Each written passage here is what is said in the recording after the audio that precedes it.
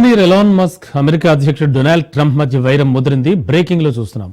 Trump రెండోసారి అధికారం చేపట్టాక వారి మధ్య మంచి ఫ్రెండ్షిప్ డెవలప్ అయినప్పటికీ తాజాగా వారి మధ్య విభేదాలు పెరిగాయి. ప్రస్తుతం వాళ్ళిద్దరూ బహిరంగంగా మాటల యుద్ధం చేస్తున్నారు. ఇంతకీ ఎందుకు ఎలాన్ మస్క్ ట్రంప్ కు మధ్య వివాదం వచ్చింది? ఎందుకు బహిరంగంగా తిట్టుకుంటున్నారు?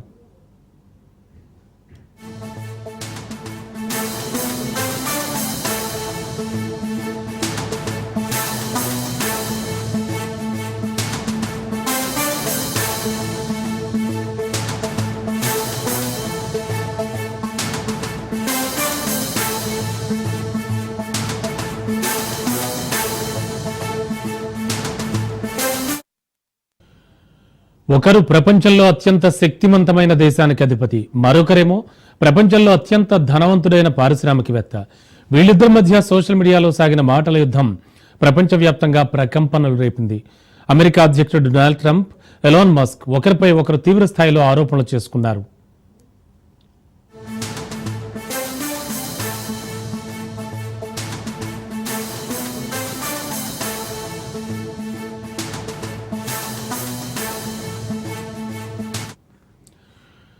అమెరికా అధ్యక్షుడు ట్రంప్, బిలియనీర్ ఎలాన్ మస్క్ కు మధ్య సోషల్ మీడియాలో మాటల యుద్ధం నడిచింది. ఒకరిపై ఒకరు తీవ్రంగా విమర్శలు గుప్పించుకున్నారు. నువ్వెంతంటే నువ్వెంత అనే స్థాయికి మాటలు పెరిగాయి. ఇది బాగా వైరల్ అయింది. ఓ పన్నుల బిల్లుల విషయంలో ఎలాన్ మస్క్ ట్రంప్ ప్రభుత్వాన్ని తీవ్రంగా విమర్శించారు. అందుకు ట్రంప్ బదులుగా టెస్లా వంటి మస్క్ కంపెనీలకు ప్రభుత్వం ఇస్తున్న సబ్సిడీలను నిలిపివేస్తానని బెదిరించారు. ట్రంప్ ప్రభుత్వం ప్రవేశపెట్టిన భారీ పన్ను బిల్లును ఎలాన్ మస్క్ తీవ్రంగా వ్యతిరేకించారు. ఇది దారుణమైనది అని విమర్శించారు. ఈ బిల్లు అమెరికా ఆర్థిక వ్యవస్థకు నష్టాన్ని కలిగిస్తుందని మస్క్ వాదించారు. ఈ బిల్లులో ఎలక్ట్రిక్ వాహనాలకు క్రెడిట్లు లేకపోవడం కూడా మస్క్ అసంతృప్తికి ఒక కారణంగా తెలుస్తోంది.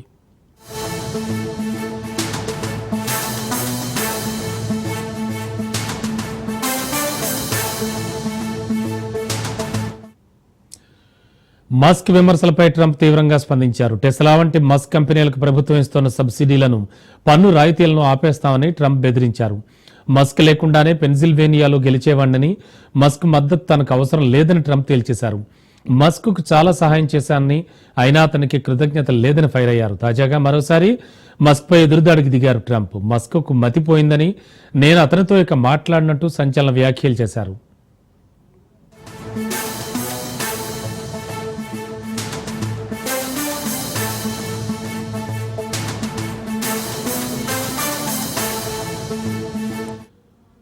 తాను మస్క్ కు చాలా సహాయం చేశానని ట్రంప్ చేసిన వ్యాఖ్యలకు మస్క్ కౌంటర్ కూడా ఇచ్చారు. తాను లేకపోతే ట్రంప్ 2024 అమెరికా అధ్యక్ష ఎన్నికల్లో ఓడిపోయేవారన్నారు. వన్ బిగ్ బ్యూటిఫుల్ బిల్ను తనకు ఒక్కసారి కూడా చూపించలేదని అన్నారు. కానీ దానిపై ట్రంప్ చేస్తున్న వాదనను తాను ఖండిస్తున్నట్లు చెప్పారు. బిల్లులోని ఈవీ, సోలార్ ప్రోత్సాహకాల కోతలపై, అనవసర ఖర్చులపై ఆందోళన వ్యక్తం చేశారు.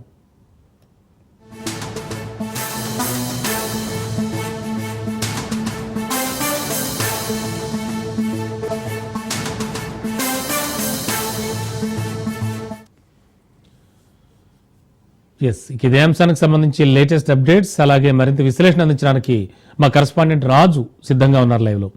రాజు, అసలు ఓవరాల్ గా చూస్తే కనుక వీళ్ళిద్దరి మధ్య జరిగింది ఏమిటనుకోవచ్చు? అండ్ ప్రెసెంట్ మాటల యుద్ధం అయితే నడుస్తోంది.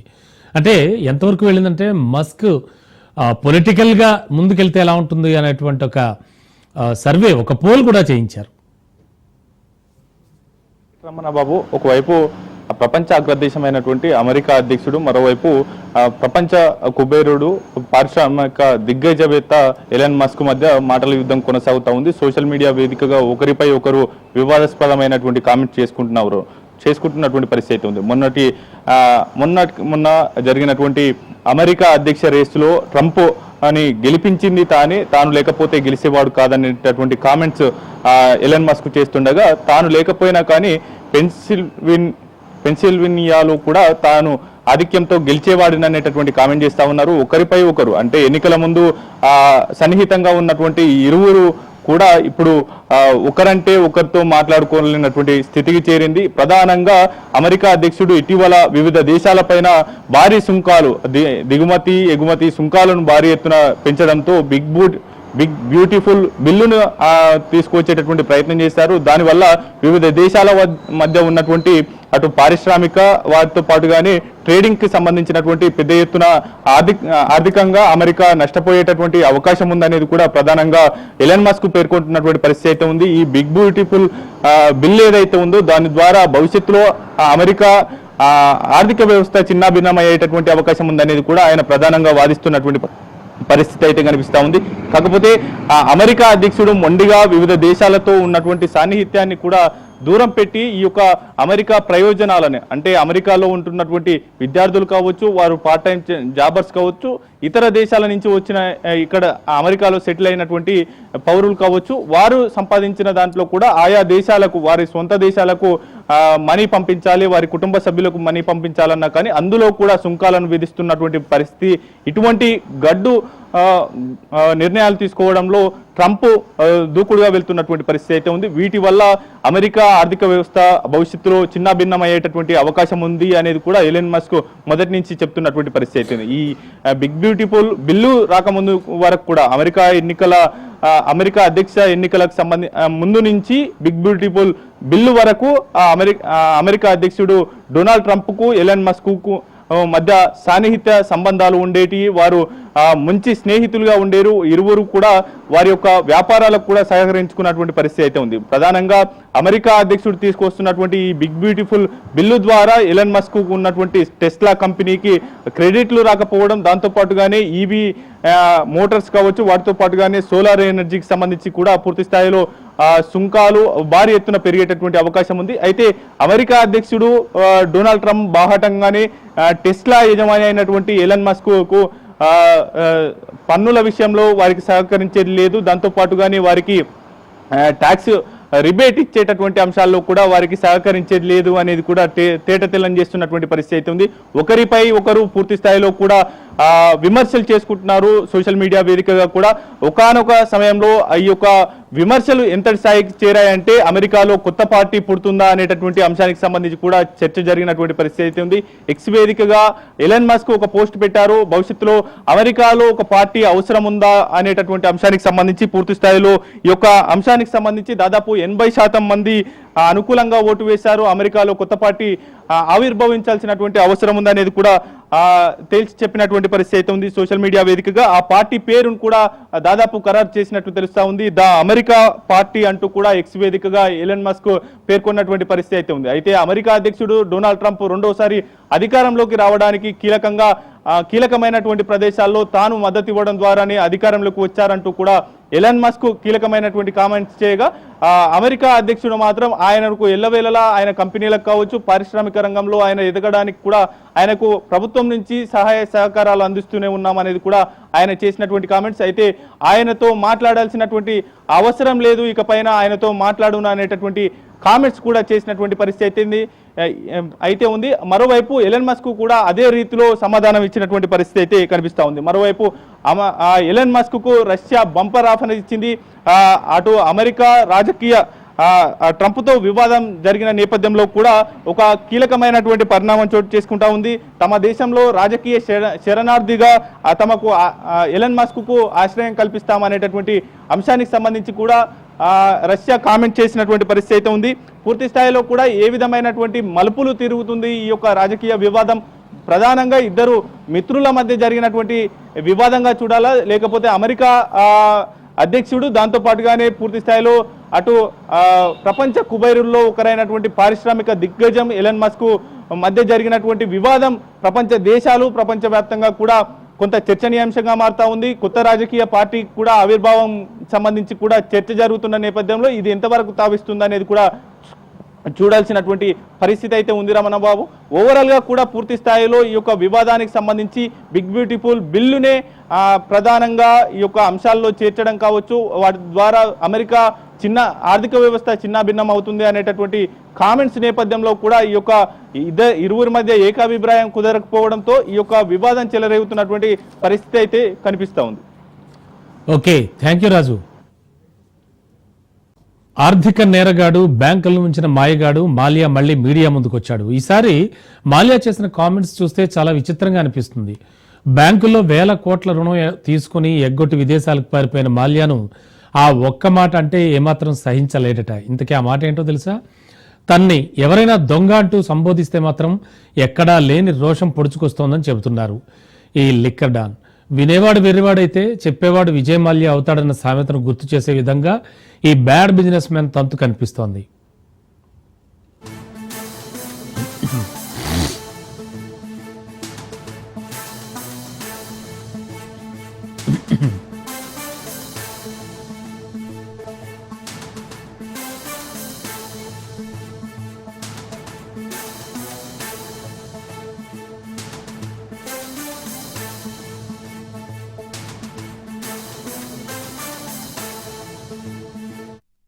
బ్యాంకుల్లో రుణాలు తీసుకుని 9,000 కోట్ల రూపాయలు మోసం చేశాడని, మనీ లాండరింగ్ కు పాల్పడ్డాడనే ఆరోపణలు ఎదుర్కొంటోన్న లిక్కర్ డాన్ విజయ్ మల్యా వివాదాస్పద వ్యాఖ్యలతో మళ్లీ వార్తల్లోకి ఎక్కాడు. ఈసారి తన కింగ్ ఫిషర్ ఎయిర్లైన్స్ పతనానికి దివంగత ఆర్థిక మంత్రి ప్రణబ్ ముఖర్జీ ఇచ్చిన సలహానే కారణమంటూ ఆయన్ను విజయ్ మాల్యా ఈ వివాదంలోకి రాగాడు. ఆర్థిక మాంద్యం కారణంగా తాను కింగ్ ఫిషర్ ఎయిర్లైన్స్ లో సిబ్బంది తగ్గించడంతో పాటు జీతాల కోత విధించి వ్యాపార లావాదేవీల్లో ఖర్చును కుదించాలనుకుంటున్నట్లుగా ప్రణబ్ ముఖర్జీకి చెప్పానని మాల్యా గుర్తు చేశాడు. కానీ ప్రణబ్ బ్యాంకుల నుంచి రుణం తీసుకుంటే ఈ సమస్యలన్నింటికీ పరిష్కారం లభిస్తుందని ఉచిత సలహా ఇచ్చారని, దాన్ని వినడం వల్లే ఇన్ని అనర్థాలకు కారణమైందని, ఆ నెపాన్ని దివంగత ఆర్థిక మంత్రిపైకి నెట్టేసి తాను తప్పు చేయలేదని చెప్పుకునేందుకు మాల్యా తాపత్రయపడ్డాడు.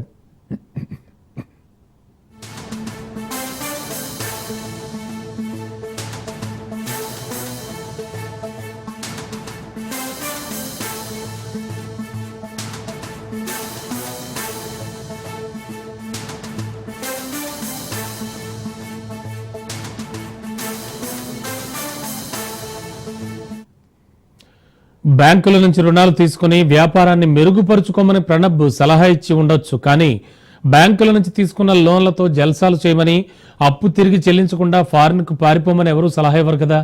ఇలా తాను చేసిన తప్పుకు పశ్చాత్తాపం చెందకపోగా ఆ నిందను ఇతరులపై నెట్టాలనే మాల్యా మైండ్ సెట్ ఇంకా మారలేదన్న విషయం మరోసారి బయటపడింది. ఇక బ్యాంకులకు తిరిగి చెల్లించే రుణాలపై అనవసరంగా రాద్ధాంతం చేస్తున్నారన్నది విజయ్ మాల్యా మరో వితండవాదం. తాను చెల్లించాల్సిన దానికంటే ఎక్కువ డబ్బు వడ్డీల రూపంలో తిరిగి కట్టేశానని, అయినా తను దొంగలంటూ నిందిస్తుంటే కాలిపోతోందని ఈ ఆర్థిక నేరగాడు చెప్పే నీతి వాక్యాలు వింటే నవ్వొస్తుంది. తాను దేశం వదిలి పారిపోయానంటే అభ్యంతరం లేదు, కానీ దొంగ అంటే మాత్రం సహించలేనని, దొంగకు బ్యాంక్ డిఫాల్టర్కి చాలా తేడా ఉంటుందంటూ కొత్త నిర్వచనాలు వల్లివేస్తున్నాడు ఈ మాల్యా అనే మాయగాడు. ఇప్పుడు ఇండియాలో king of glamour business of Mallya ఆ తరువాత బ్యాంకులకు బురుడీ కొట్టాడు. అయినా తను దొంగ అనొద్దంటున్నాడు. అప్పు తీర్చలేకపోయానంతేకాని మోసం చేయలేదంటూ నైతికత ఉపన్యాసాలు మొదలుపెట్టాడు.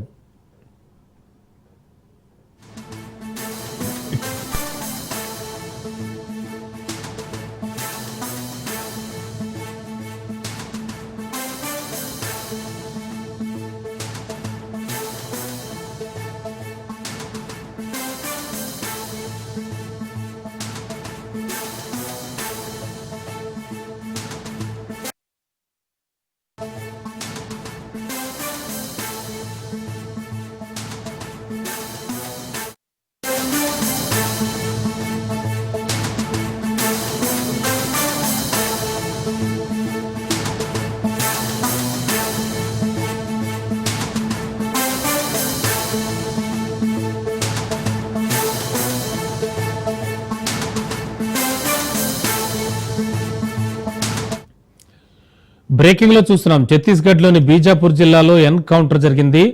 నేషనల్ పార్క్ అభయారణ్యం టార్గెట్ గా కూంబింగ్ కొనసాగుతోంది. మావోయిస్టులు భద్రతా బలగాల మధ్య ఎదురు కాల్పులు జరుగుతున్నాయి. ఈ భద్రతా బలగాల కాల్పుల్లో 2 మావోయిస్టులు హతమయ్యారు. ఇంకా మావోయిస్టు అగ్రనేతలు కూడా అక్కడ ఉన్నట్లుగా సమాచారం. ఛత్తీస్గఢ్ మహారాష్ట్ర సరిహద్దులను ప్రస్తుతానికి బలగాలైతే జల్లెడ పడుతూ ఉన్నాయి. ఆపరేషన్ కగార్ నేపథ్యంలో కూడా ఈ ఎదురు కాల్పులు జరుగుతున్నట్టుగా సమాచారం అందుతూ వస్తోంది.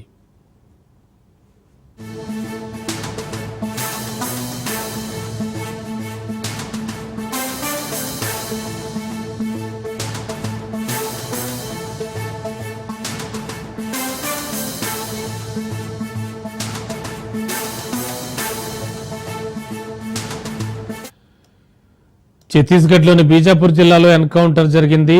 నేషనల్ పార్క్ అభయారణ్యం టార్గెట్ గా కొనసాగుతోంది కూంబింగ్. మావోయిస్టులు భద్రతా బలగాల మధ్య ఎదురుకాల్పులు జరుగుతున్నాయి. భద్రతా బలగాల కాల్పుల్లో 2 మావోయిస్టులు హతమైనట్టుగా సమాచారం. ఇంకా మావోయిస్టు అగ్రనేతలు అక్కడ ఉన్నట్లుగా సమాచారం అందుతూ వస్తోంది. ఛత్తీస్గఢ్, మహారాష్ట్ర సరిహద్దుల్ని ప్రస్తుతానికి బలగాలు జల్లెడ పడుతూ ఉన్నాయి. ఇక ఇదే అంశానికి సంబంధించి లేటెస్ట్ ఇన్ఫో అందించడానికి ఉపేందర్ సిద్ధంగా ఉన్నారు, మా కరెస్పాండెంట్. ఉపేందర్, ఏం జరుగుతోంది ప్రస్తుతానికి? ఇంకా కాల్పులు కొనసాగుతూనే ఉన్నాయా? ఎస్ రమణ బాబు, ఇప్పటికే ఛత్తీస్గఢ్, మహారాష్ట్ర, అటు ఒడిశా, ఇటు ఏదైతే ఆంధ్ర సరిహద్దు ప్రాంతాలు మొత్తం కూడా అటు భద్రతా బలగాలు అయితే జల్లెడ పడుతున్న పరిస్థితి ప్రధానంగా కనిపిస్తుంది. ఇటు ఏదైతే కేంద్ర హోంమంత్రి అమిత్ షా చెప్పినట్టుగా 2026 మార్చి 31 లోపు మావోయిస్ట్ రైతు దేశంగా, ఇటు మావోయిస్ట్ రైతు రాష్ట్రంగా కూడా తీర్చిదిద్దుతామని చెప్పేసి అటు బీజేపీ ప్రభుత్వం ప్రతిబింబిన నేపథ్యంలో ఆ దిశగా కూడా ఇప్పుడు భద్రతా బలగాలు అయితే ముందడుగు వేస్తున్న పరిస్థితి కనిపిస్తుంది. ఇక నిన్న ఏదైతే ఈ రోజు 3 రోజుల నుంచి జరుగుతున్నటువంటి బీజాపూర్ నేషనల్ ఇంద్రావతి అటవీ ఏదైతే పార్క్ సమీపంలో ఈ కూమింగ్ అయితే కొనసాగుతుంది. కీలక నేతలు ఉన్నారనే సమాచారంతో ఈ కూమింగ్ అయితే కొనసాగుతుంది. అయితే ఇప్పటికే ఆ ప్రాంతంలో జరిగినటువంటి ఎన్కౌంటర్లు 2 కీలక నేతలు కూడా అసలు బాచారు. ఏదైతే సుధాకర్ కావచ్చు, ఇటు బసవరాజ్ కావచ్చు, వీళ్ళంతా కూడా చనిపోయిన పరిస్థితి కనిపిస్తుంది. ఇక ఇప్పటికే ఈ గత 3 రోజుల నుంచి జరుగుతున్నటువంటి ఈ కూమింగ్ లో భారీ మొత్తంలో అక్కడ ఉన్నటువంటి ఆటోమేటిక్ ఆయుధాలు కావచ్చు, మందుగొండి సామగ్రితో పాటు భారీ మొత్తంలో కూడా ఆయుధాలు కూడా వారైతే స్వాధీనం చేసుకుంటున్న పరిస్థితి ప్రధానంగా కనిపిస్తుంది. ఇప్పటికే నిన్న జరిగినటువంటి ఏదైతే ఆపరేషన్ లో ఇప్పటికే అటు భాస్కర్ కూడా చనిపోయినట్లుగా కూడా మనకు సమాచారం ఉంటుంది. ఆ నేపథ్యంలోనే ఈ రోజు మరో 2 కూడా చనిపోయినారు. మొత్తంగా చూసుకుంటే కీలక నేతలు 2 సుధాకర్, ఇటు భాస్కర్ తో పాటు మరో 2 ఈ రోజు చనిపోయినట్టుగా కూడా మనకి సమాచారం ఉంటుంది. అక్కడ ఏదైతే బిజాపూర్ బస్తర్ ఈజీగా ఉన్నటువంటి సుందర్ రాజ్ ప్రీ పర్యవేక్షణలో కూడా ప్రత్యేకంగా కూమింగ్ అయితే కొనసాగుతుంది. ఎస్టీఎఫ్ బలగాలు కావచ్చు, డిఆర్జీ బలగాలు, సిఆర్పిఎఫ్, కోబ్రా బలగాలు కూడా ప్రత్యేకంగా కూమింగ్ అయితే నిర్వహిస్తున్నాయి. దండకారణ్యాన్ని మొత్తం కూడా తమ ఆధీనంలోకి తీసుకునేందుకైతే భద్రతా బలగాలు ఇప్పటికే ప్రయత్నాలు చేస్తున్నాయి. ఇప్పుడు ఇటు తెలంగాణకు సరిహద్దుగా ఉన్నటువంటి కర్రెగుట్టలను పూర్తిగా తమ ఆధీనంలోకి తీసుకున్నటువంటి భద్రతా బలగాలు ఇప్పుడు బిజాపూర్ జిల్లాలో ఉన్నటువంటి దండకారణ్యం ఏదైతే ఇంద్రావతి పరివాహక ప్రాంతాల్లో కూడా వీరంతా కూమింగ్ నిర్వహిస్తున్నారు. ఎందుకంటే ఇంద్రావతి నది పరివాహక ప్రాంతాల్లో దాదాపుగా ఎక్కువగా అటవీ ప్రాంతం విస్తరించి ఉంటుంది. ఆ ప్రాంతంలో నీటి లభ్యత కూడా ఎక్కువగా ఉంటుంది. వేసవి నేపథ్యంలోనే అక్కడ ఏదైతే మావోయిస్టులు ఉన్నారనే నేపథ్యంలోనే ఆ ప్రాంతాన్ని కూడా మా భద్రతా బలగాలు అయితే కూమింగ్ నిర్వహిస్తున్నాయి. ఈ నేపథ్యంలోనే ఉదయం జరిగినటువంటి ఎన్కౌంటర్ లో మరో 2 మావోయిస్టులు కూడా చనిపోయినట్లయితే మనకు సమాచారం ఉంటుంది. ఇప్పటికే ఆ భద్రతా బలగాలు మృతదేహాలను స్వాధీనం చేసుకున్నట్టు ఏదైతే శిబిరాలకు కూడా తరలిస్తున్న పరిస్థితి కనిపిస్తుంది. ఇక ప్రత్యేకంగా ప్రతి ప్రాంతాన్ని కూడా తమ ఆధీనంలోకి తీసుకునేందుకు భద్రతా బలగాలు ప్రత్యేకంగా ఏదైతే డ్రోన్ల దాంట్లో నిఘాను ఏర్పాటు చేశారు. ప్రతి ప్రాంతాన్ని కూడా క్షుణ్ణంగా పరిశీలిస్తున్నారు. ఇప్పటికే ఆదివాసీలు, గిరిజనులకు సంబంధించి వారందరికి కూడా ప్రత్యేకంగా ఎవరైనా జనజీవన స్రవంతిలో కలవాలి, మావోయిస్టులు ఎవరైనా వస్తే ఖచ్చితంగా సమాచారం ఇవ్వాలని చెప్పేసి వారైతే హుకుం జారీ చేశారు. ఆ నేపథ్యంలోనే భారీ మొత్తంలో కూడా ఇటు మావోయిస్టులు కూడా లొంగిపోతున్న పరిస్థితి కనిపిస్తుంది. మావోయిస్టు పార్టీకి సంబంధించినటువంటి కీలక నేతలు రేణుకా, సుధాకర్, ఇట్లా భాస్కర్ ఇటువంటి వాళ్ళంతా కూడా అంటే పార్టీ కోల్పోవడంతో ఆ పార్టీ కొంత నైరాశ్యంలో ఉందని అయితే చెప్పుకోవచ్చు. ఎందుకంటే ఈ మావోయిస్ట్ ఖాదర్ అనే ఆపరేషన్ ద్వారా కూడా ఇటు భద్రతా బలగాలు అయితే ముందడుగు వేస్తున్నాయి. ఆ దిశగా కూడా వీరంతా కూడా కాల్పులు కొనసాగిస్తున్న పరిస్థితి కనిపిస్తుంది. ప్రస్తుతం నేషనల్ పార్క్ ఇంద్రావతి ప్రాంతంలో మాత్రం కూమింగ్ అయితే కొనసాగుతుంది. ఈ మృతదేహాలను కూడా ఇప్పటికే శిబిరాలకైతే తరలిస్తున్నారు. ఆ ప్రాంతం అంతా కూడా కొంత బాంబులతో దద్దరిల్లుతున్న పరిస్థితి ప్రధానంగా కనిపిస్తుంది. ప్రస్తుతం ఆ ప్రాంతాన్ని కూడా ఐజీగా ఉన్నటువంటి ఏదైతే సుందరరాజ్ పర్యవేక్షణలో మాత్రం భద్రతా బలగాలు అయితే డిఆర్జీ బలగాలు, డిస్ట్రిక్ట్ రిజర్వ్ గార్డ్ కి సంబంధించినటువంటి వారంతా కూడా ముందడుగు వేస్తున్న పరిస్థితి ప్రధానంగా కనిపిస్తుంది. Ramana Babu. Okay, thank you Upender. దేవుడు వరమిచ్చిన పూజారి అడ్డుపడ్డట్టు ప్రభుత్వం 2 బెడ్రూమ్ ఇళ్లు నిర్మించినప్పటికీ అధికారులు, పాలకుల నిర్లక్ష్యం వల్ల పేద ప్రజల 2 బెడ్రూమ్ ఇళ్ల కలగానే మిగిలిపోతోంది. కోట్ల రూపాయలు వెచ్చించి నిర్మాణం చేపట్టిన ఇళ్లు శిథిలావస్థకు చేరుకొని అసాంఘిక కార్యకలాపాలకు అడ్డాగా మారిపోతున్నాయి. ఇళ్ల నిర్మాణం పూర్తి కావడంతో పంపిణీ చేస్తారని ఆశగా ఎదురు చూస్తున్న పేద ప్రజలకు నిరాశ మిగులుతోంది. కొంతమంది లబ్ధిదారులు అనుకున్న వాళ్ళు కూడా సొంత డబ్బులతో ఇళ్ల నిర్మాణం చేసుకోవాల్సిన పరిస్థితి ఏర్పడింది.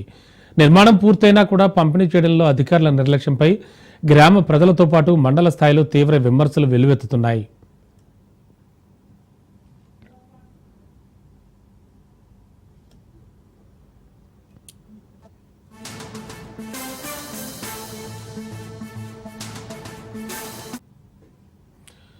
హన్మకొండ జిల్లా కమలాపూర్ మండలంలో 2 బెడ్రూమ్ ఇళ్ల పరిస్థితి పేరు గొప్ప ఊరు దిబ్బ అన్న చందంగా తయారైంది. 2018లో అప్పటి ఆర్థిక పౌర సరఫరాల శాఖ మంత్రి ఈటెల రాజేందర్ డబుల్ బెడ్రూమ్ ఇళ్లను శంకుస్థాపన చేశారు. 4 ఏళ్ల పాటు పనులు కొనసాగి 2023 నాటికి గృహ నిర్మాణం పూర్తయింది. అయితే ఇన్ఫ్రాస్ట్రక్చర్ లేక నిర్మాణం అనాథగా మిగిలిపోయింది. భారీగా కంప చెట్లు మొలవడంతో అధ్వాన్నంగా మారిపోయాయి. కిటికీలు తలుపులు విరిగిపోవడంతో పాటు పలు చోట్ల గోడలు కూడా కూలిపోయాయి. శిథిలావస్థకు చేరుకున్న ఇళ్లను పంపిణీ చేసినా ఎలా నివాసం ఉండాలో అర్థం కావడం లేదని గ్రామ ప్రజలు ఆవేదన వ్యక్తం చేస్తున్నారు.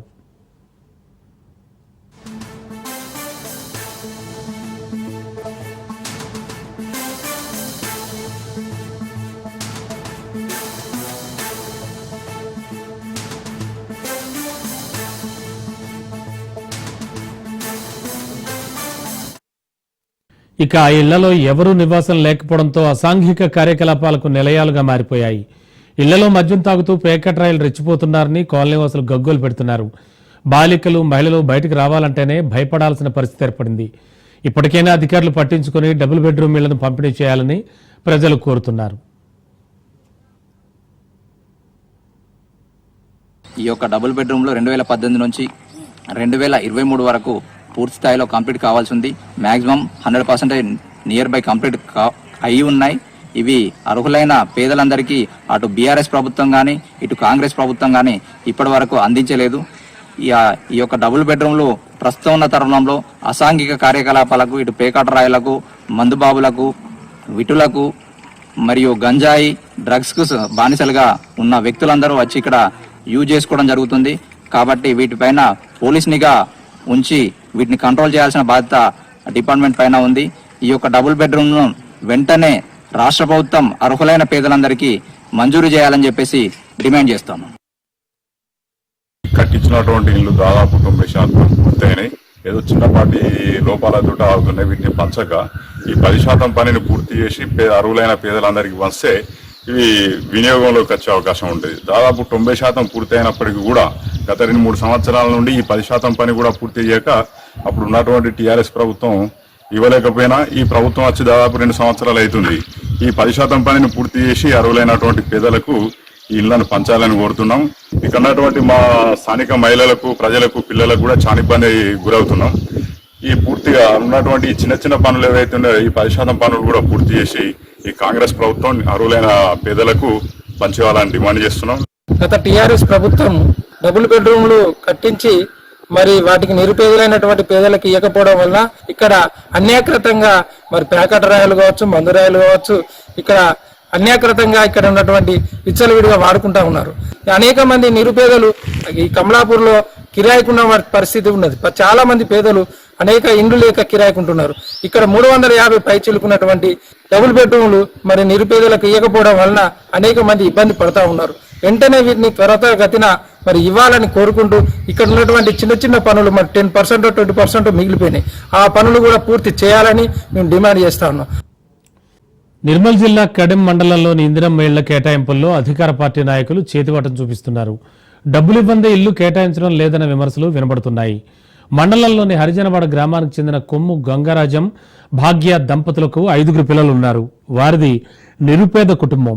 రోజు కూలీ పని చేసుకుని జీవనం సాగిస్తున్నారు. పూరి గుడిసెలో ఉంటూ కాలం వెళ్లదీస్తున్నారు. అయితే వీరికి ఇందిరమ్మ ఇల్లు మంజూరైంది. కానీ స్థానిక నాయకులు మాత్రం డబ్బులు ఇస్తేనే ఇందిరమ్మ ఇల్లు మంజూరు చేస్తామని, లేదంటే ఇవ్వమని అంటున్నారని, తమ పేరును, తమకొచ్చిన ఇందిరమ్మ ఇల్లును జాబితా నుంచి తొలగించారని బాధిత కుటుంబం ఆరోపిస్తోంది. తమకు మంజూరైన ఇంటిని తమకు ఇవ్వాలని బాధిత కుటుంబం కోరుతోంది. ఎమ్మెల్యే స్పందించి ఇందిరమ్మ ఇళ్లను మంజూరు చేసి తమ పిల్లలను ఆదుకోవాలని వేడుకుంటున్నారు.